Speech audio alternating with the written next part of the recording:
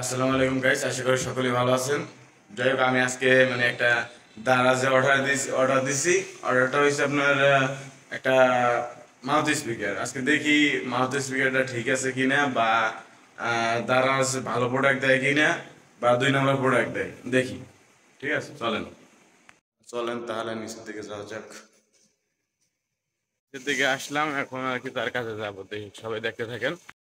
সব বন্ধুরা, এখন আমি তাদের কাছে আসছি। আসার পর এখন টাকা গুইনা তাদেরকে টাকাটা দিয়ে আমি প্রোডাক্টটা নিব।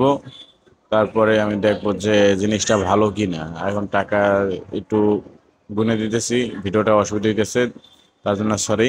আর হচ্ছে টাকা দেওয়া শেষ, এখন আমি প্রোডাক্টটা নিলাম।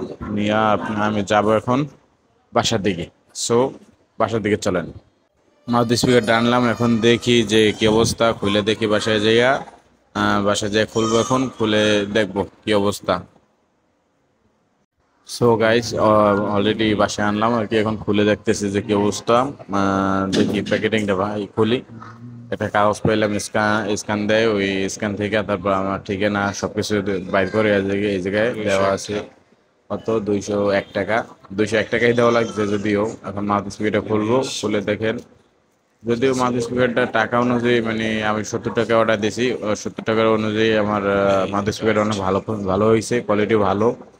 আর এই যুগে আর কি 70 টাকা কি আর কি পায়। এখন 70 টাকা মাউথ স্পিকারটা আলহামদুলিল্লাহ অনেক ভালো হয়েছে। ভাবতে পারিনি যে এরকম যে মাউথ স্পিকার হইবে, যে 70 টাকায় মাত্র। তো খুলে দেখি।